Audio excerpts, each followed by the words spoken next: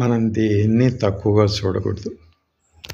ప్రతిదానికి దాని విలువ దానికి ఉంటుంది, దాని ప్రాధాన్యత దానికి ఉంటుంది సందర్భాన్ని బట్టి. నా చిన్నప్పుడు ఒక శ్లోకం గుర్తొస్తుంది.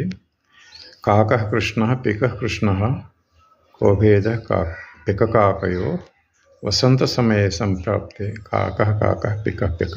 సుమారుగా దీని అర్థం ఏంటంటే, కాకి నల్లగా ఉంటుంది, కోయిల నల్లగా ఉంటుంది. ఏంటి రెండింటికి తేడా అంటే, వసంతకాలం వచ్చిందంటే కాకి కాకే, కోకిల కోకిలే.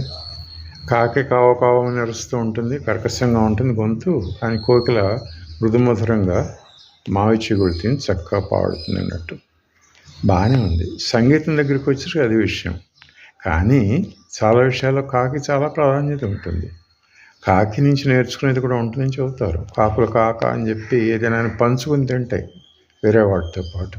అట్లా పితృదేవతలకి పిండాలు అవి పెట్టినప్పుడు కాకి ఎప్పుడు వస్తుందా అని చెప్పి ఎదురు చూస్తూ ఉంటాం.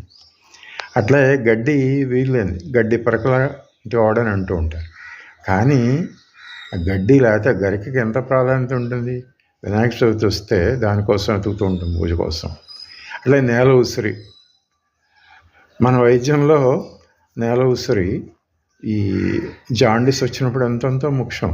లేదా అని తొక్కుతూ పోతాం, గమనించకుండా పోతాం. కాబట్టి సమయాన్ని బట్టి ప్రతి వాళ్ళ ప్రాధాన్యత ఉంటుంది. ఎవరిని మనం తక్కువ చేసి చూడకూడదు, సమదృష్టితో చూడాలి. నమస్కారం.